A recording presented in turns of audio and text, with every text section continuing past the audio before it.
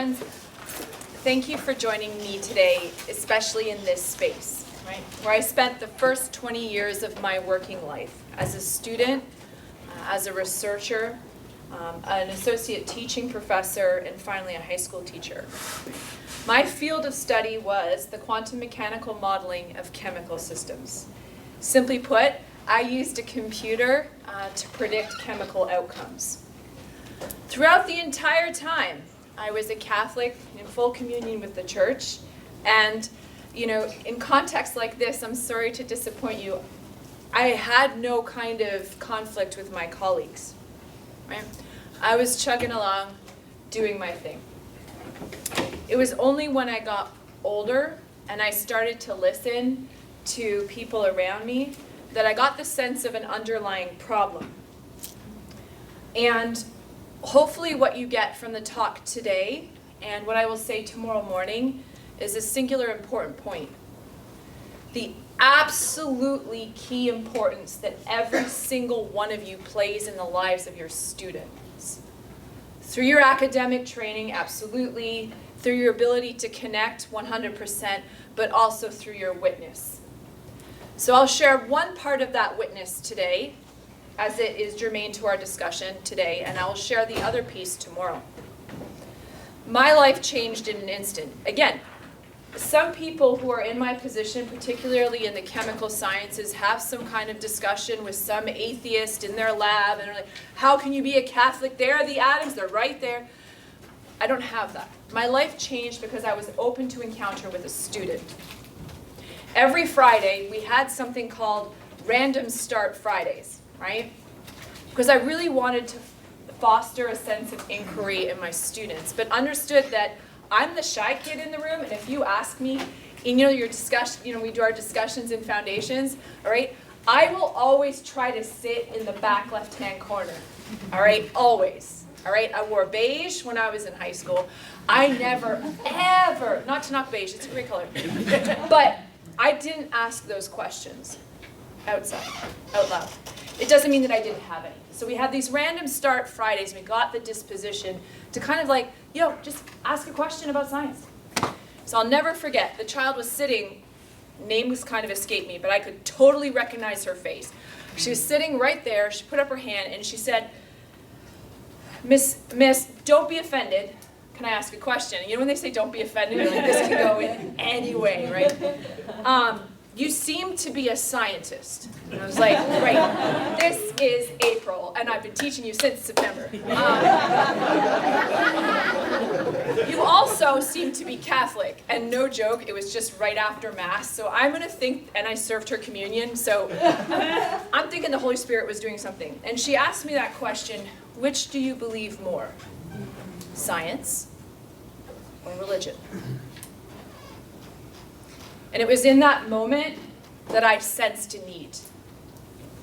Since then, and I have to thank Chris for his mentorship and his guidance, all right, empowering me to do this work. Since then, when people ask what I do and I say that, I have been asked, which one do you believe more, science or religion?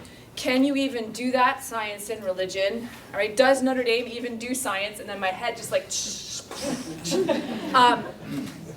but they're questions, all right? And I think they're questions that need to be answered. And they're asked within the context of Catholic institutions, right? I've been asked on airplanes, all right?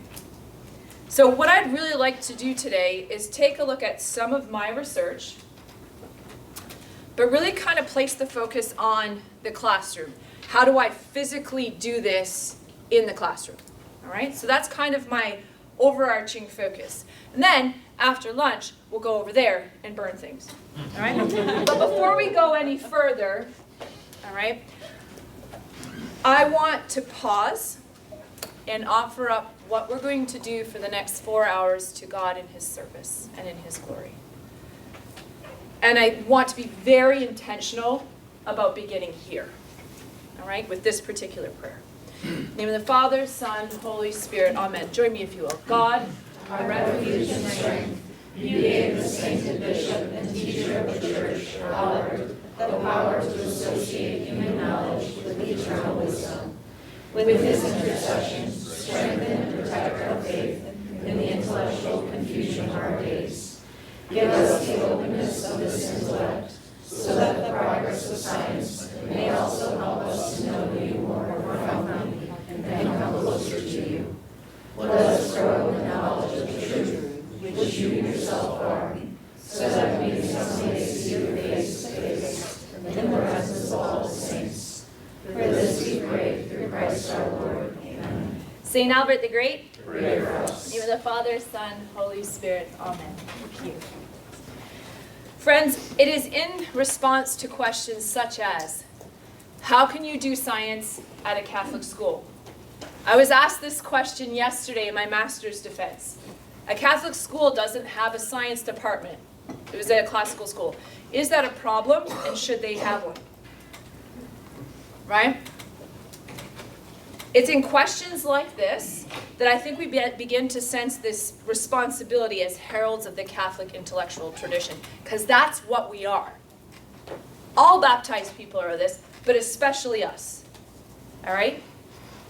And to do this practically in the classroom without compromising the integrity of whichever discipline you are delivering, all right?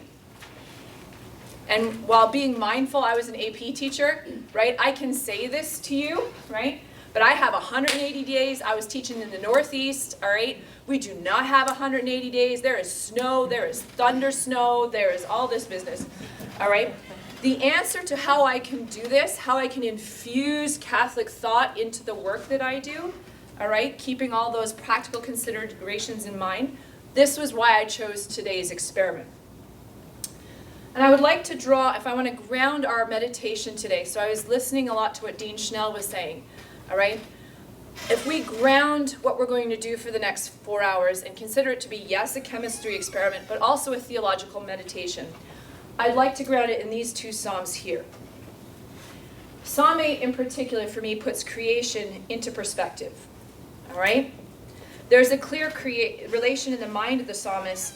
The physical world that we see, us and everything in it, is not apart from God, but very much a part of God, all right? And this has come up in our discussions so far in Foundations, yeah? About how things are held in existence by God. Second, in Psalm 19 in particular, you're going to see, you obviously see the reason for the choice of my title, all right? I think it's important to draw how we can meaningfully relate science and religion using this particular psalm, all right? When I take a look at this, all right, in the heavens he has sent a tent for the sun, which comes out like a bridegroom from his wedding canopy, and like a strong man runs with courses joy. I would like to consider what we offer as Catholic scientists to the study of science. And St. John Paul II gives us some clarity here, all right? In the distant past, without the light of divine revelation, when we saw the sun, what did we see?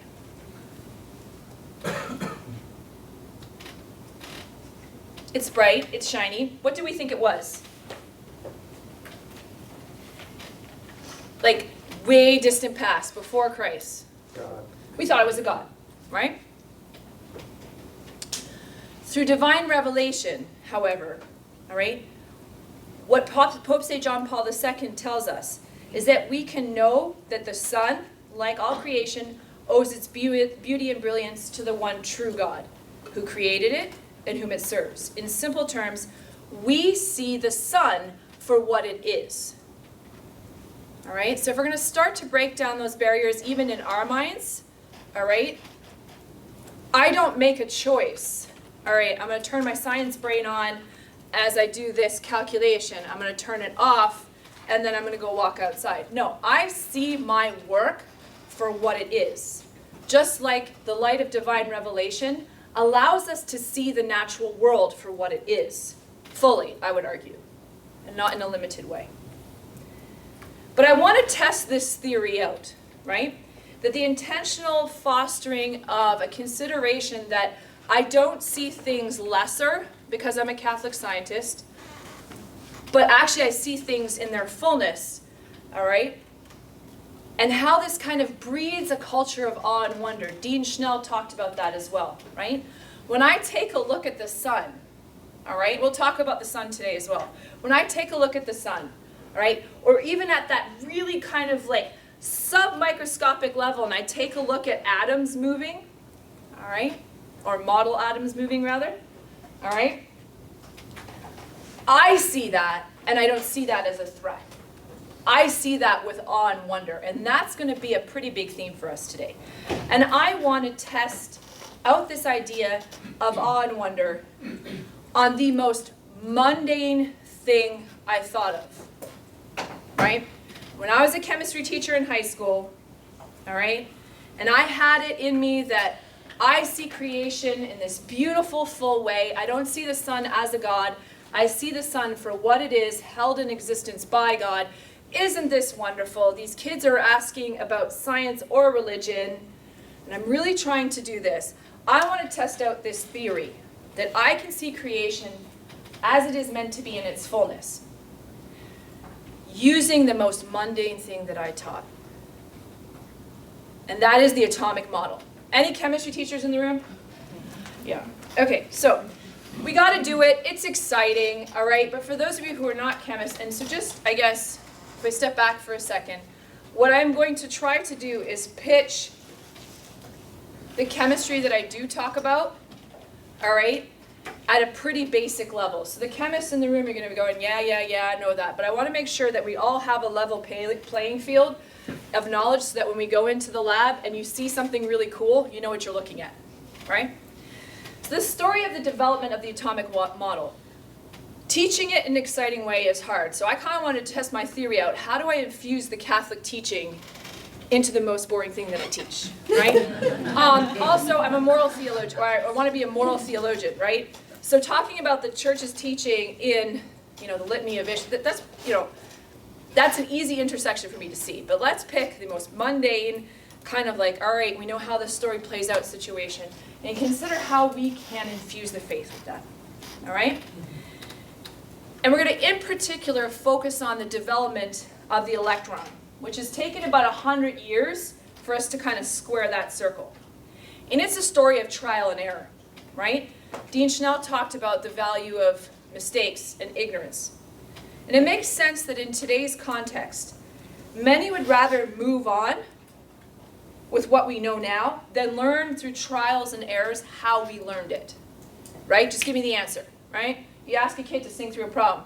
What's the answer, right? But how we learn these things are an important part of the story, right? Which is a story of error and improvement, then error, then improvement. And then the final improvement, in the case of the electron, is kind of cool. And we'll get to that at the end. My point here is that it is precisely because of this that the development of the model of the atom needs to be rethought as an example of beauty in the universe.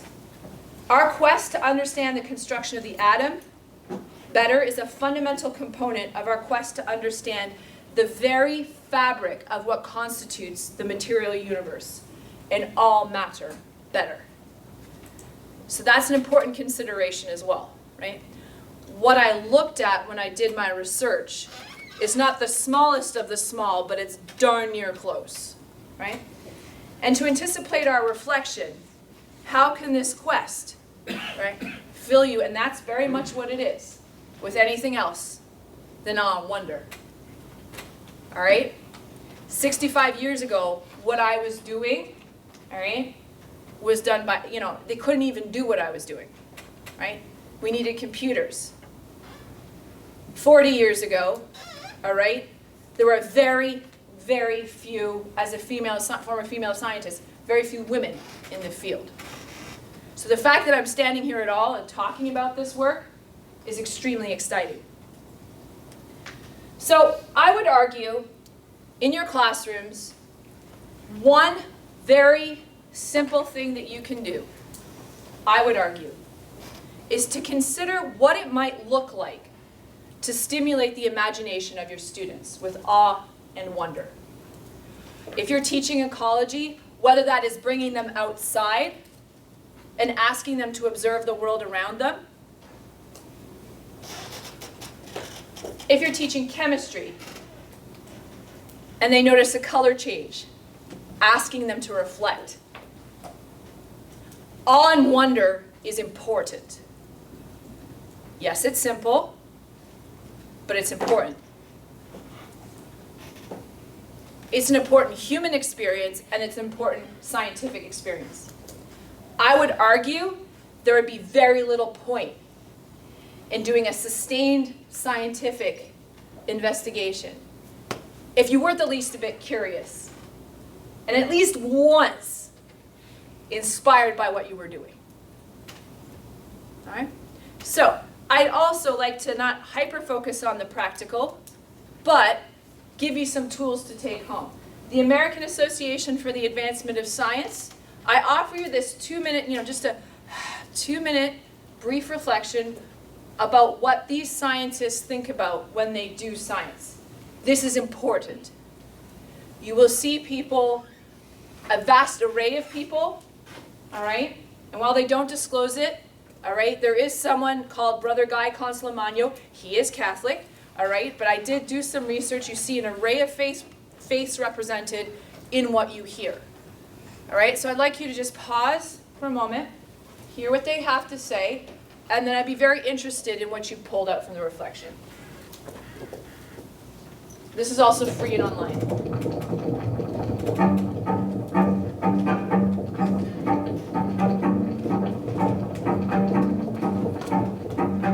The instant that one realizes that you're having a genuinely new thought is essentially indescribable. I'm sure that this is something similar to what people describe as a muse. It seems unworldly. I had a little telescope I'd take up country, and everybody in the village would come out and they'd look through the telescope and see the craters in the moon or the rings of Saturn, and they'd go ooh and ah, just like my family and friends back in Michigan do. And it finally hit me. This is what makes us human. This ability to look at the sky with wonder.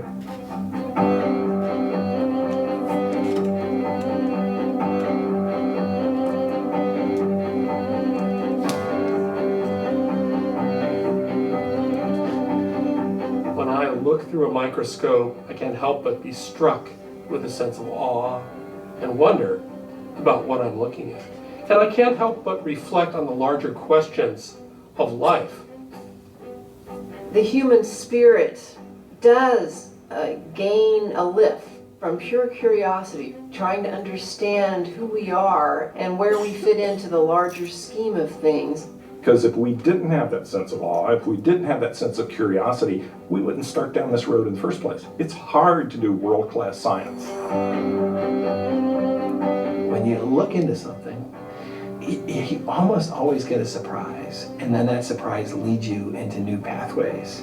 Are there failures? Absolutely. When you don't have very firm grounds, you're really searching for a needle in a haystack. I collected a lot of hay before I found that needle. It sure is fun to play in this space and to make new discoveries and hopefully make contributions that move us forward. Science loves problems. Any fool can find the solution. It takes a genius to find the question. We live in a world loaded with questions and puzzles. If you know how to look, you can begin to see connections among humans and other species, and between humans, other species, and the planet itself. And when you see those connections, it's hard not to be in awe. So what are some thoughts? I'll pause for 20 seconds just to let you think about it.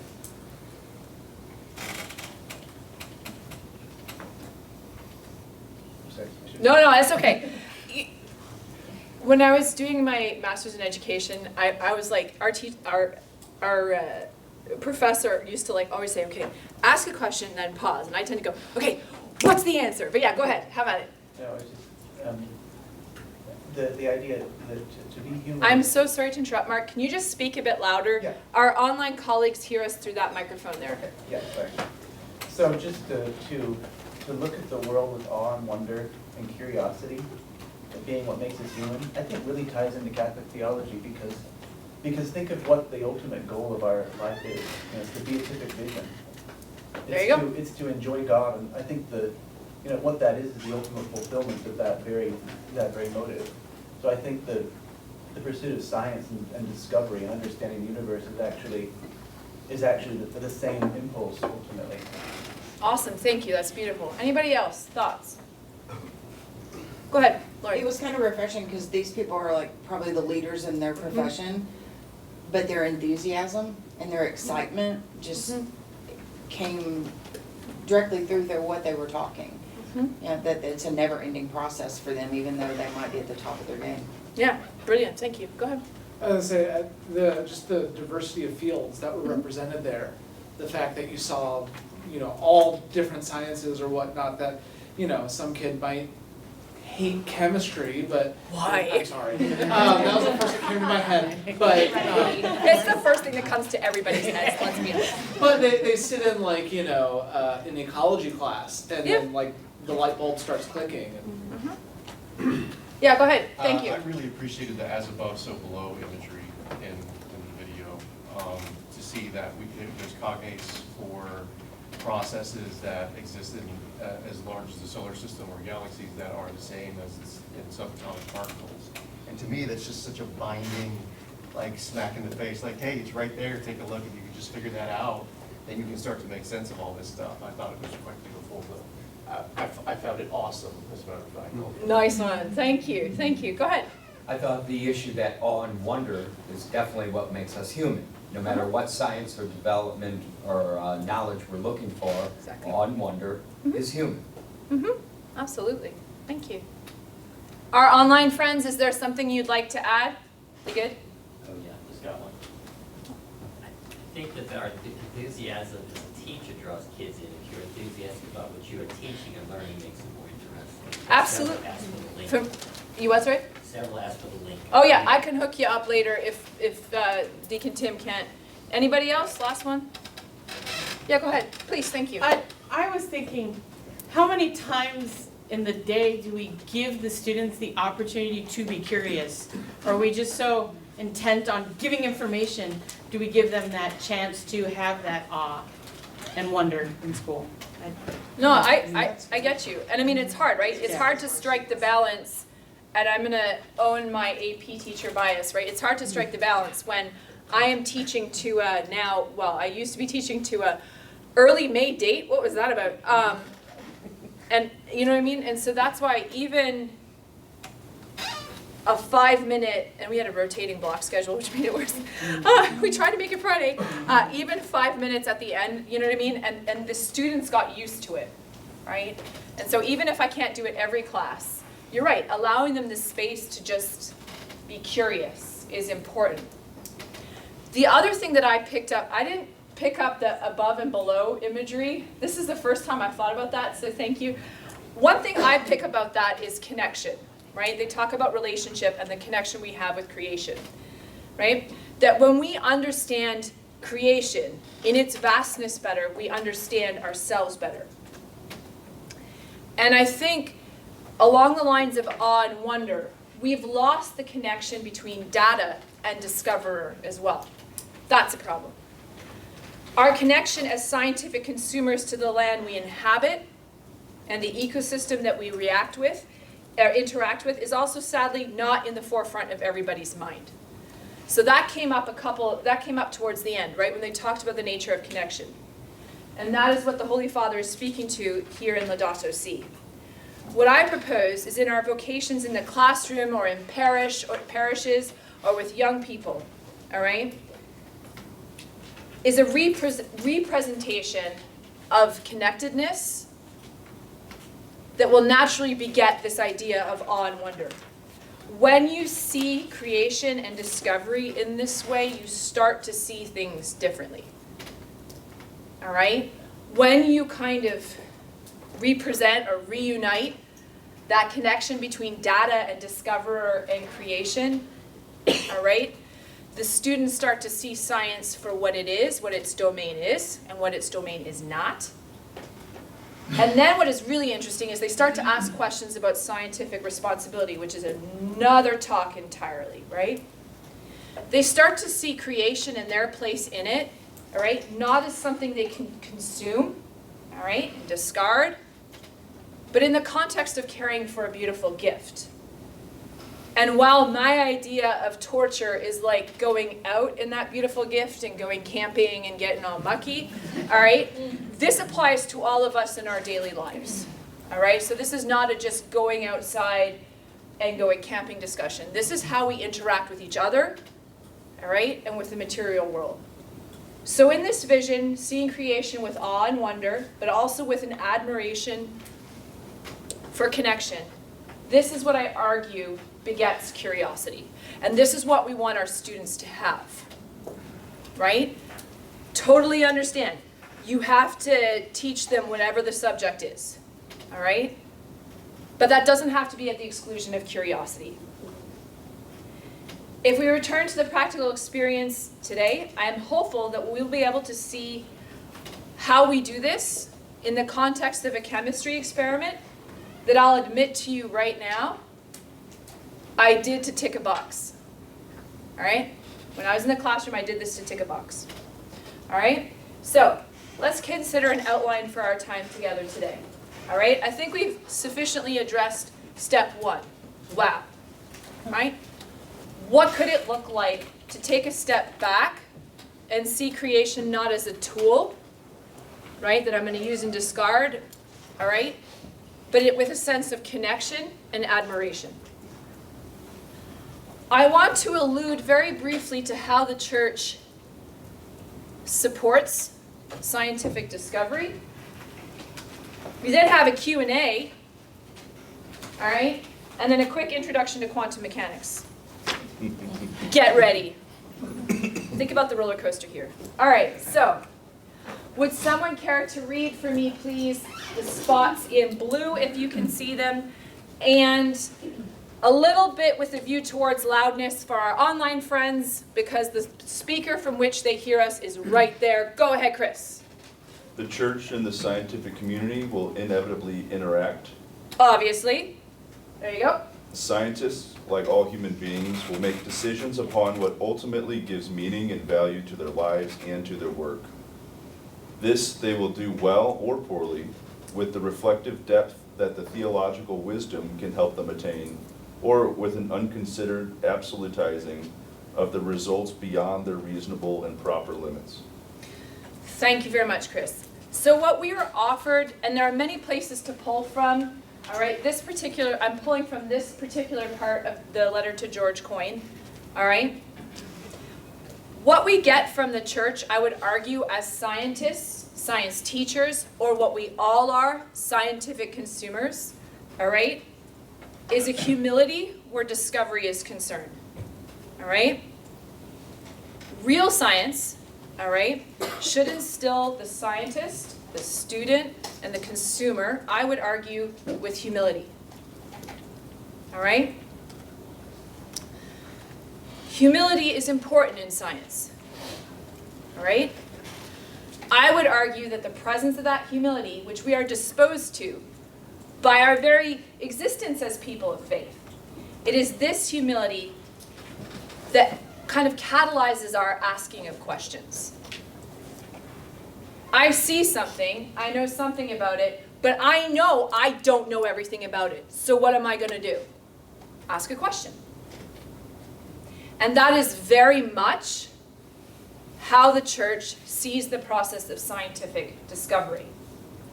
There's also a check here, and the check is against scientists, and I think sometimes scientists are in need of a bit of rehabilitation in this regard. Some science, there's a check against science overreaching, right? And that scientific knowledge constitutes absolute knowledge of absolutely everything. That is not true. So what I get from this is science being put where it should be. So, now for something not completely different. Y'all know where that comes from, right? Yeah. Okay, cool. All right, what do you see? Silence. All right, so what I'm trying to do is both A, bring people up to speed with respect to chemistry, and B, model an approach to awe and wonder and curiosity. All right, it's not the only approach. Denunciations are welcome, all right? But what do you see? Any observation is a valid observation. Yeah, go ahead. Thank you. It's a molecule of some kind. Molecule, okay, how do you know? Well, you can see the different atoms, or the different elements that are bound to the central atom. Maybe that's carbon, I don't know, 1, 2, 3, I don't know. It's a molecule of some kind with different atoms bound and bonded to each other. Cool, awesome, thank you. And normally I go, oh, no. Yes it is, but we will get to hear in the next half an hour. So awesome, we see a molecule. What else do you see? I know you all see this, and you're like, I don't know if that's like simple or, go ahead. Oh, I was gonna say, there's like geometric shapes, right? So you have these concentric circles that are different colors, or some other shapes that are in there. Awesome, oh goodness, we see shapes and colors. Shapes, 100% intentional. Nice one. Who wanted to say something about color? Really? Only you? Okay, cool. All right, we do see colors. If you're thinking about infrared glasses, what does red mean? I've never looked through them. I've seen them on TV. What does red mean when you look through infrared glasses? Heat. Heat. Okay. What does blue mean? Okay, cool. All valid absence. Who said absence? Boom. Yes. I want you to hold on to the absence, the presence of that thought about absence for the next like 20 minutes, and then we're going to get to why that blue is really important. All right, so I'm going to spoil what that picture is just a little bit. All right? What you've just looked at here, oh goodness, oh that's what comes next, fun fact. What you've just looked at here, right? All right? Is something that I studied for about a year and published about. And while this matters to me, because there were a whole lot of needles in that haystack, what is most important is how we arrived at that point. All right? Having an awareness, all right, of how I could get there. Because when I know how I can get there, I start asking questions about where else I could go exactly. All right? But the process by which we got to that picture, right, by which we evolved from our understanding, all right, took over 2,000 years of human history. And it cannot be stressed enough that while the end is certainly beautiful, all right, and that research was actually quite useful, the end in its relation to a project is what is truly scientific, all right?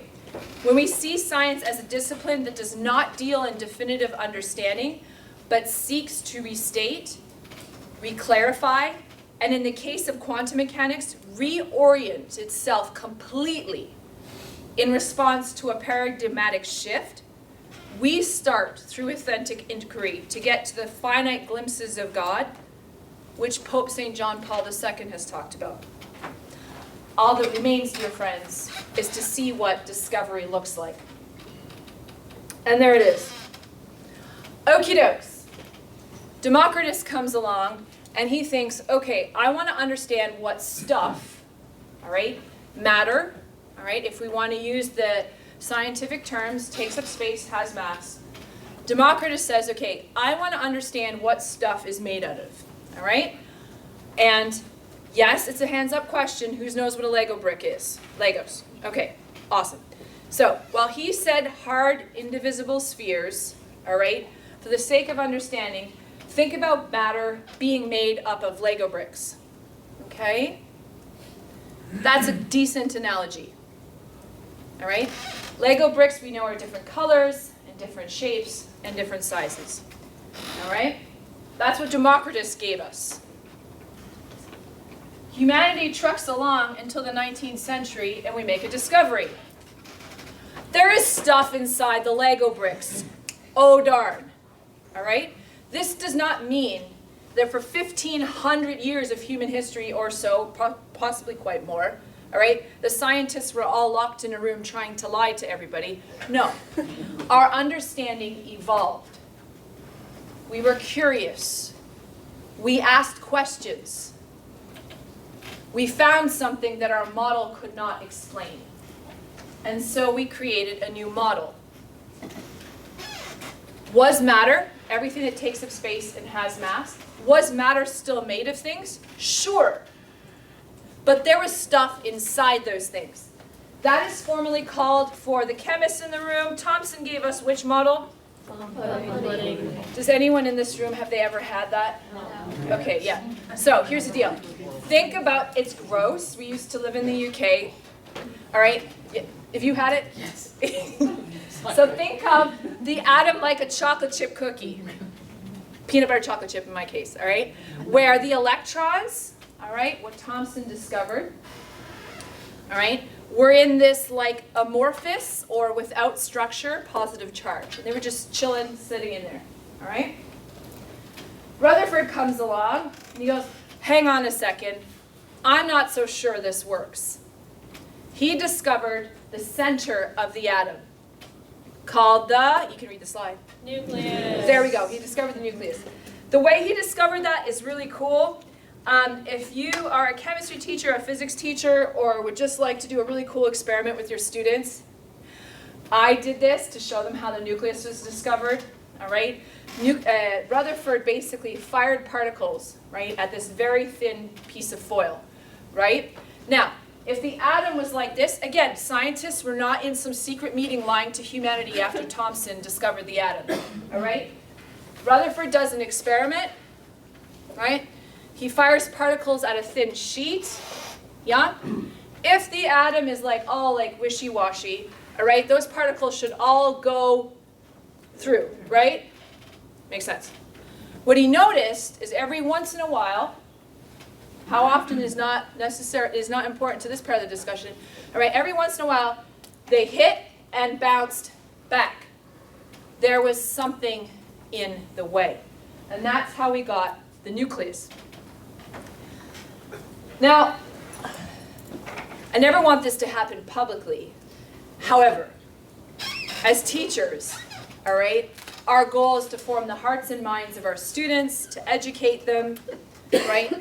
And we hope that they will achieve greatness, whatever that looks like in their lives. So, Rutherford has a student. Anyone know who Rutherford's student was? Who said it? Yeah, Bohr. And Rutherford goes, Bohr goes, no, I think you're wrong, which is kind of cool, right? I think that little piece of historical knowledge is pretty interesting. So basically what happens is this. Light was literally shone on something, and you guys are going to get to do this in the lab today. And this is very unique to Notre Dame. We can't do this in a high school lab as easily.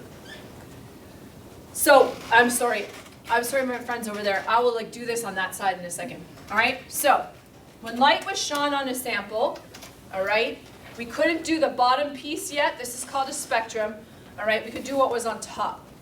Now, if the electrons could be anywhere they wanted, all right, solar system model here. Who saw the solar system here? Non-chemists. Yeah, or chemists too. All right, makes sense. We're drawing analogies, all right, with what we know elsewhere in creation. All right, but if the electrons could basically be equidistant, and their location, they had a location, but it wasn't kind of as precisely defined. What we should see is a rainbow. All right? We should see up here what we see here. For everybody on this side of the room, if they could be wherever they wanted, all right, we should see some version of this here, not this. All right? So what Bohr gave us is something called quantization. What this represents is the electrons have to be in certain spots. All right? The electrons have to be in certain spots and different spots. Because if they were all in the same spot, you would likely see the same color. All right? So for people over here, this means the electrons are in different spots. And that's important. It doesn't fit this. Okay? So we went back to the drawing board. What we can now do with modern technology, and what you guys will do in the lab today, all right, is this color is generated, all right, when, for us in the lab, we get the color when you apply energy to the system, all right? In our case, thermal or heat energy. Does that always work? No. But we have intentionally chosen things so that it works for you. All right? So what Bohr gave us, and the reason why we see only certain lines, the electrons are in certain spots, they are not in the same spots, all right? And your idea of absence is going to come in a second, all right? Is because Bohr said, all right, so here's an analogy, all right? For my friends over there, all right, focus on that bottom stair. The electrons can be anywhere, but let's just do ground state. For the chemists in the room, let's go ground state. That's easy. What we're going to do in the lab today, and what Rutherford's model could not explain, was if you have an electron on the stair and you heat it, it will jump up a stair. Right? Just like if you give kids candy at Christmas, what happens? They get excited. That's the same word we use with electrons. All right? Now, when the children metabolize the sugar, or after a quick amount of time for our electrons, what do the kids do? Get tired. They get tired, they crash. We call that in chemistry speak relaxing. All right?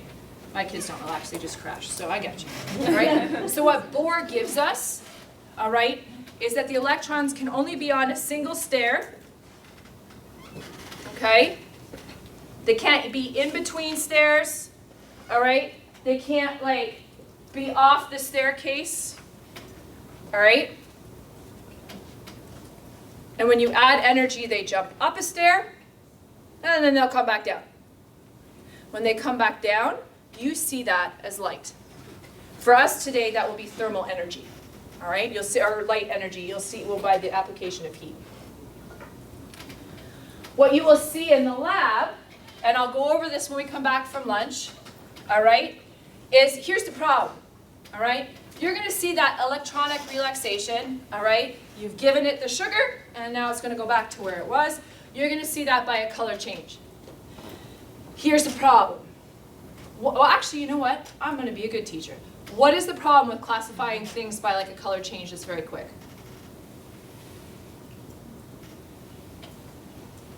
Hard to quantify or know exactly how much? Good. It's hard to quantify, right? How much? What happens? There, some elements. All right. I swear it's lilac. All right. The lab person, the lab instructor you'll get to meet said it was purple. What's the problem with that? Is that good science? If we're looking at the same thing, we see two different colors? No. So what we're going to get in terms of too hard and a quantification issue, all right, we're going to get something called a spectrum here. All right? What you're going to see is this is the energy being given off by the electron. All right? That's what that peak is. You'll definitely see the color. You'll definitely get to burn things. All right? But what you're going to see is also a spectrum. All right? And that's where the objective numerical science comes in.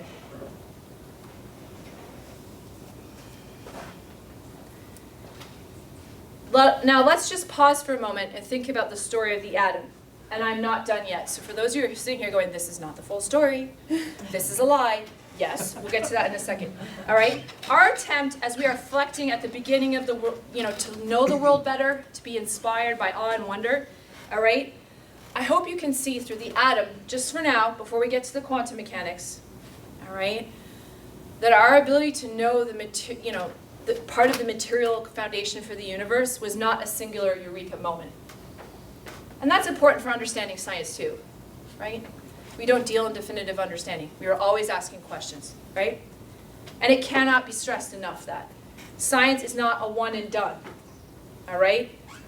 It is a discipline that is in the process of revising, always. That's how it works. We've seen that recently, right? And without getting into like too much of the quagmire, all right? I'm sure we can all think of a process recently where we have seen science developing, right? And predictions and situations and advice changing. Good science and good scientists are aware that definitive understanding is not ours, right? Final understanding, all right? We're humble, or we should be, and we're always looking to ascend that mountain of discovery, slowly, all right? And in the case of the atom, you're trying to make progress, and all of a sudden you have to stop, right? have a cup of hot chocolate, all right, make sense of what's going on, keep hiking up the mountain, all right? And there's a powerful point of intersection with science and faith here. And I would argue there is an advantage afforded to us as Catholics who are scientists and scientific consumers, all right? Now, what's next? And here's the problem, all right? The next is quantum mechanics, right? And doing this in the lab is hard, so we're gonna have to like kind of build this on discussion and inquiry, right? So Bohr's model was really awesome, right? It got around that issue where, you know, if Rutherford was right, we should see this rainbow. Oh, goodness, we don't see the rainbow. We see those lines. Remember those lines, right? The electrons could be in only certain spots, and those spots were different. Bohr comes along. It fits, right? And it fits only for hydrogen. What's the problem with his model only fitting for hydrogen? There's a lot of other elements. Oh yeah, there's a whole, Karen showed you those, right? So he works for like 1 out of a whole lot more, right? And so what I wanted to do is pause for a minute to consider, just like take a step back for a second. What we've seen in terms of what science is, and I think it's important to have this discussion in the context of this conference, right, is that it is an iterative process, right? That when seen properly, it's not to, it explains the how questions, but not the why. Yet friends, our students clearly think that that is precisely what science can do. And that the knowledge we have from theological reasoning, even my own children, right, struggle to understand what the nature of theological reasoning is, all right? Something akin to Santa Claus, because I grew up and I realized it was a story like Santa Claus. And we all know that this could not be further from the truth. So as we teach the humble atomic model, it is as much a case study in how our understanding of the fabric in matter has changed, as it is about the type and nature of knowledge gained from the scientific enterprise itself.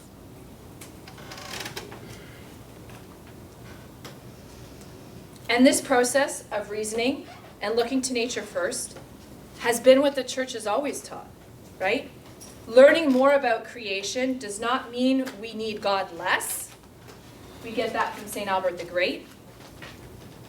Learning about creation more, being filled with wonder and awe more, in no way replaces God.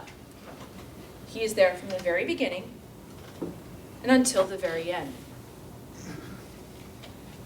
And when you talked about like fostering, you know, curiosity in our students and infusing the faith into what we do, and I like set myself a challenge to pick the most boring thing that I did and what that looks like, you're gonna get a lab packet today, right? It's got the protocol, right? It's got the like, don't do this, do this, here's what we're gonna test, and yes, you're testing 4 different things, and if you finish early, why not mix them together, it won't kill you. So it's got that, right? But it's got a reflection on the front as well. It's got 2.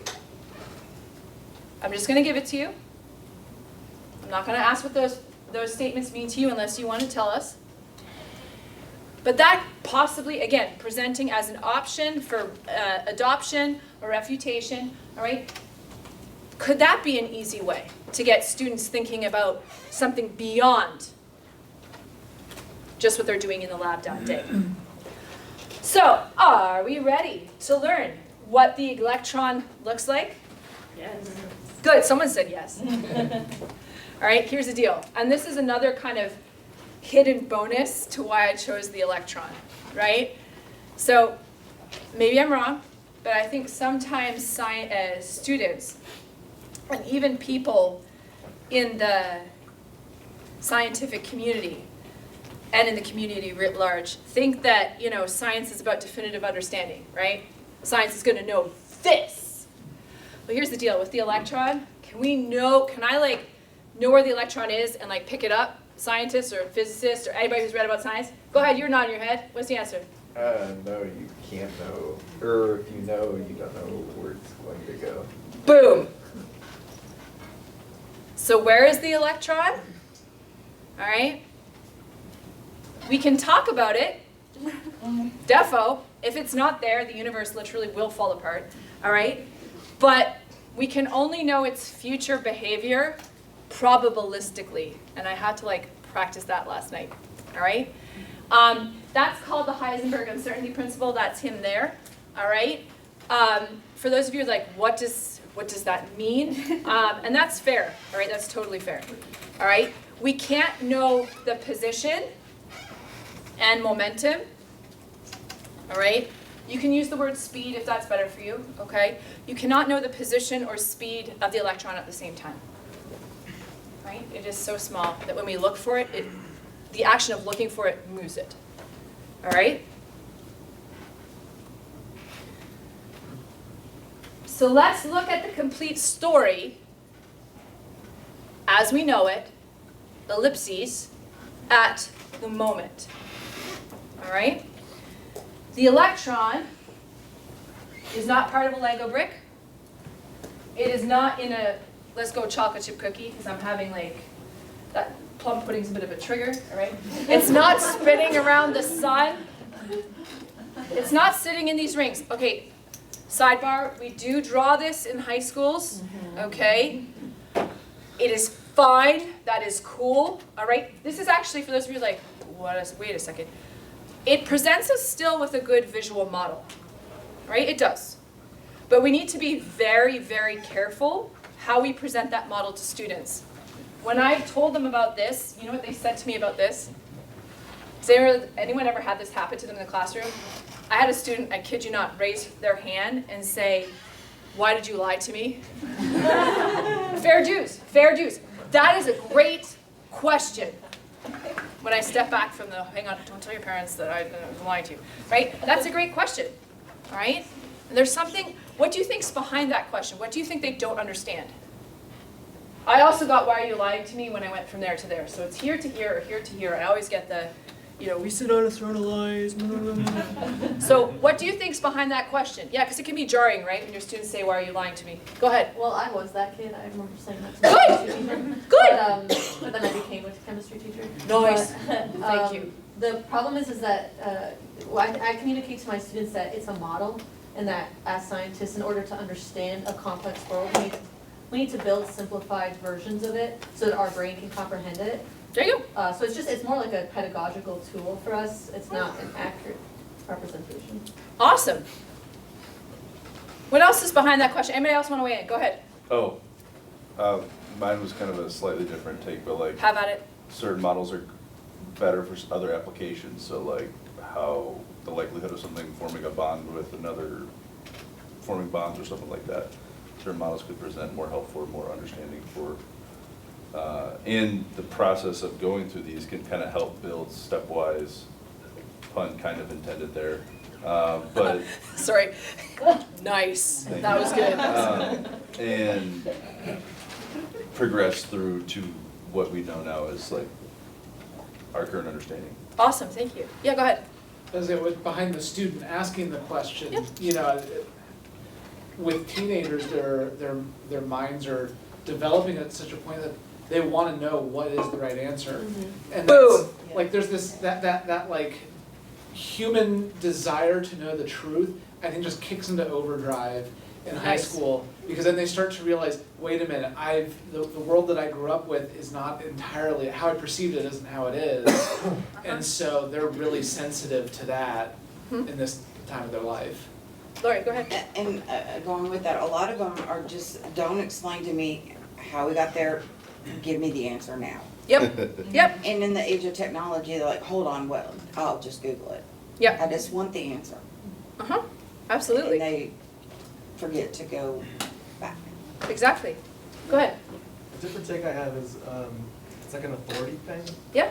They, my students, they put trust in, like the teacher, you're saying it, you know, so I believe you, I have no reason to, and so, but then when I try to like poke at them, it's like, you know, your teachers before you have, they've taught you the shortcut, and it's like, but that's not a thing. I'm like, oh, they've lied to us, and then I flip around on them. I was like, well, do you want to be blind sheep and just do whatever someone tells you to, and just follow the authority, or you know, can you think for yourself? And like, you don't need because I always do that all the time. I frustrate the heck out of them. Like, oh, what's the answer? It's like, well, what do you think it is? Boom, boom, You know, boom. so like, let yourself be the authority and give yourself, uplift your own reason and trust yourself because of your own capability and reason and blah, blah, blah. Awesome, thank you. And that's an important way of fostering curiosity as well. Flipping it back on them. Do you want to be that blind? Absolutely, I love it. Go ahead. Sorry, I also meant to say that they don't understand that science is a process that can only approximate truth. It can never actually prove anything. And so, like, if I only learned that in college, actually, so I understand, like, they think it's just an established body of knowledge that has already arrived at 100% certainty, but it's a process continually aiming at that will never get there. And we can only approximate it. And I think presenting, if we talk about like the overarching goal of our time together, about the relationship between science and religion, all right, part of the problem becomes, all right, when we don't see this as two ways of knowing the one, getting to truth, right? Steve mentioned the person who put forward the idea of the primeval atom. It wasn't Gregor Mendel, because every time I show that picture, that's what the people say. Who was it? Lemaitre, right? Lemaitre talks about two paths to one truth, right? And if we want to talk about ways of kind of like squaring that circle for our students, making clear what science is and what science does and what science should not be doing is important. So, what are we looking at? This is the best we can do for the electron, all right? We're going to get to your comment about absence in a second, all right? When I did my work, right, what we could do is I put a series of things, all right, coordinates, locations, into a big, well, it was a small computer, but it was very powerful, all right? And it just made a series of guesses of where the electron could be, all right? And it will tell me, to a decent degree of certitude, where it is likely. And that's good enough. That's all we need for chemistry, all right? So if you take a look at this, and it's hard if you're closer to it, but for those of you that are, especially those people at the back, you have the privileged seat, all right? The electron is most likely where the concentration of blue is the darkest. In this particular case, not in the picture, all right? That is what the electron looks like. That is 2,000 years of human thought, probably likely more. That is, as our colleague pointed out, a process. And I think presenting this, or whatever is germane to your subject area, as a process, as silly as it sounds visually in front of them, helps. And reinforcing that our knowledge evolves. We are climbing that mountain. Always climbing, never getting to the top. So, now we take a look at this picture. What do we see? Yes, it's a molecule, all right? What we see here, who said carbon? Someone said carbon, nice one. All right, we see some carbon, all right? We see this big guy in the middle, ruthenium, all right? Now that you know about the process of the atom, hopefully you see that picture a bit differently. I add this to our discussion. Oh, blue is where the electron is not. All right? It is most likely here, less likely here, because we can't know where it is exactly. That's okay. It is not here. All right? Has the universe fallen apart? No. I think it's an interesting meditation, all right, to think about the fact that the best I can do is this degree of uncertainty. All right? All right, so I'm saying I'm being uncertain. I have the luxury of saying I can be uncertain. Was this useful? Did it fall apart? No. What this did, what we were able to model, all right, this, one of the most accurate pictures of the atoms we could get, by the way, 15 years ago, so this is probably well outdated and very garbage by now, all right? But this molecule helped make polymers, all right? So polymers are long chains of molecules, all right? Plastic is a polymer, all right? This helped to make a polymer, all right? To make synthetic corneas for people's eyes. I left the lab before that research kind of came to any definitive conclusion.